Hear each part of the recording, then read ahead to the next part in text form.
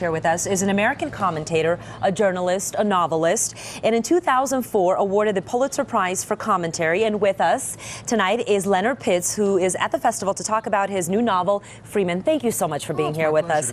So this novel is really, I love it. It's so rooted in history. Just right after the Civil War, it's about a slave living in Philadelphia who, after being freed, walks miles and miles across the South to find his wife he hadn't seen in 15 years. So it's so much history, but at the same time, a love story.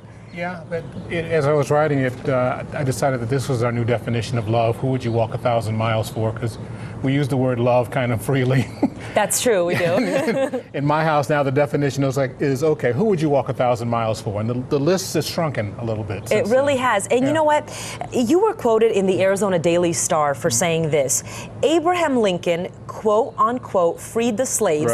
Then black people disappeared from history until Rosa Parks refused to give up her seat on the bus. And you really do make an interesting point. It's like, what happened after the war?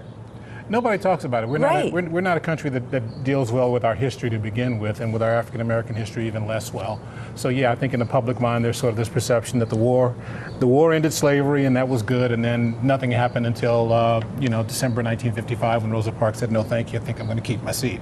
But there's a whole bunch of other stuff that went on during that period of time, and that's sort of the meat of the novel, I guess. There were families who were separated. There were kids who, I mean, within this book, you talk about different stories. There was a mother who hadn't seen her baby in 20 years, right? Yeah, that was actually a real story. I took that from a real incident where a woman, her mind had just sort of warped by the fact that her baby had been taken from her when the baby was a little babe in arms, and for 20 years she's been looking for this little baby in arms. Oh my gosh. And I thought that was such a heartbreaking story. It really is. I repurposed it. One last question. Shoot. I asked you earlier, how do you pronounce the name of your book? Freeman or Freeman? Because it says Freeman, like the last name Freeman. But then you can also say Freeman. It's meant to say both things. I pronounce it Freeman. I don't correct people when they say free man, because it is actually meant to imply both things. That's why the character takes the name. He's had many names, and he chooses this name to say, okay, this is a break from the past. I am now Sam Freeman, a free man. Thank you so much for this wonderful literature. And you're going to be here for the next 2 days. You're going